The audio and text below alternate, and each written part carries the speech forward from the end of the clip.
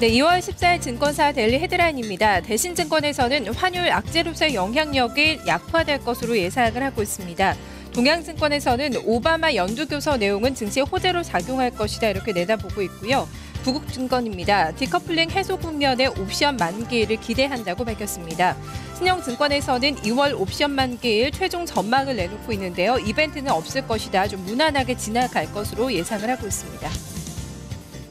네, 다음은 토러스투자증권입니다. ECB는 왜 유로화 강세를 용인하는가 여기에 대해서 물음표를 달고 있고요.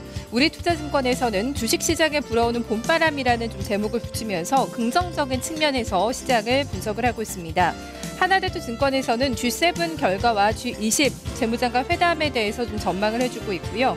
한국투자증권에서는 4분기 실적을 점검하면서 쇼크 아닌 어닝 쇼크라는 헤드라인을 달고 있습니다.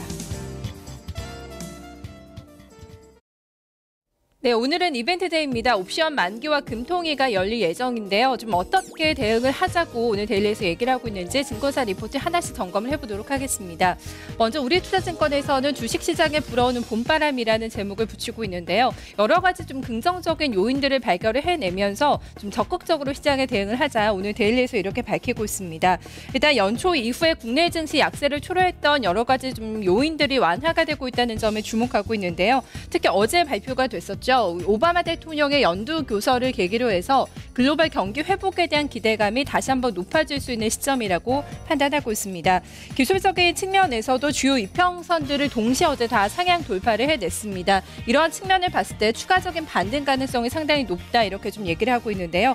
오늘뿐만 아니라 좀 여러 가지 이벤트가 또 기다리고 있습니다. 25일에는 박근혜 대통령의 취임식이 열리고요. 3월 달에는 중국 전인대가 열리면서 이러한 부분들이 계속해서 증시에 좀 모멘텀으로 작용할 가능성이 크다고 분석을 하고 있습니다. 전략적인 측면에서는 코스피 내에서의 좀 대형주, 특히 경기 민감주에 대한 비중을 높여나갈 필요가 있다고 조언하고 있고요. 정부 정책에 대한 기대감을 받을 수 있는 쪽 친환경과 미디어에 대해서는 꾸준하게 계속해서 올해 내내 관심을 가져야 한다고 조언을 하고 있습니다. 네, 이어서 신한금융투자의 리포트입니다. 오늘 옵션 만기일인데요. 전반적으로 증권사에서는 좀 무난하게 지나갈 것으로 예상을 좀 많이 해주고 있습니다. 신한금융투자도 마찬가지 관점에서 오늘 리포트를 내고 있는데요. 일단 가벼워진 매수 잔고로 인해서 긍정적인 단기 방향성을 초점을 맞춘 전략이 좀 필요하다 이렇게 밝히고 있습니다. 일단 작년 12월 이후에 유입된 배당 권리를 획득한 2조 3천억 원의 매수 잔고 청산이 좀 마무리가 됐습니다. 또 이후에 영수준까지 하락 했던 베이시스는 지수 급등과 더불어서 이론 베이시스를 넘어서는 강세로 전환이 되는데요. 베이시스 1.1포인트 이상에서 인덱스 펀드의 스위칭 매수가 일부 유입 가능한 상황이지만 규모는 크지 않을 것으로 전망을 하고 있습니다. 특히 2월 8일 이후에 선물 시장에서의 의미 있는 좀 변화들을 포착을 하고 있는데요.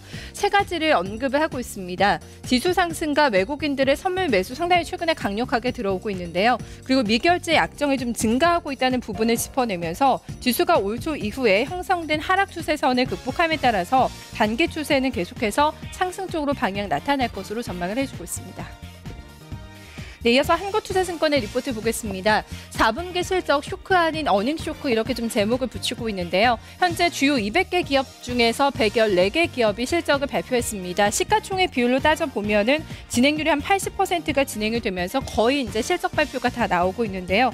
여기서 섹터별로 들어가서 본다면은 자동차와 IT에 대해서는 너무 우려가 과도했다. 그리고 산업재나 소재 섹터에 대해서는 좀 과도한 기대가 좀 반영이 된 측면이 있다. 이렇게 좀 결론을 내리고 있습니다. 일단 엔화 약세 영향으로 우려감이 상당히 컸지만 막상 좀 뚜껑을 열어본 결과 IT와 자동차 그렇게 좀 크게 영향은 받지는 않았다고 예상을 좀 말을 해주고 있는데요. 그렇기 때문에 주가가 과도하게 빠진 측면이 있기 때문에 자동차 업종에 대해서는 계속해서 비중 확대 전략을 써나갈 것을 권고한다고 밝혔습니다. 특히 중국 경기 회복에 대한 기대감을 가지고 있는 종목도 최근에 특히 소비주들이 좀 잘 움직이고 있는데요. 소재나 산업재 섹터 같은 경우에는 턴어라운드에 대한 기대감이 이미 주가에 좀 선 반영이 된 측면이 있기 때문에 여기에서 많이 올라온 종목들을 추격 매수하는 것을 자제할 필요가 있다고 권고하고 있습니다. 데일리 리포트 확인해봤습니다.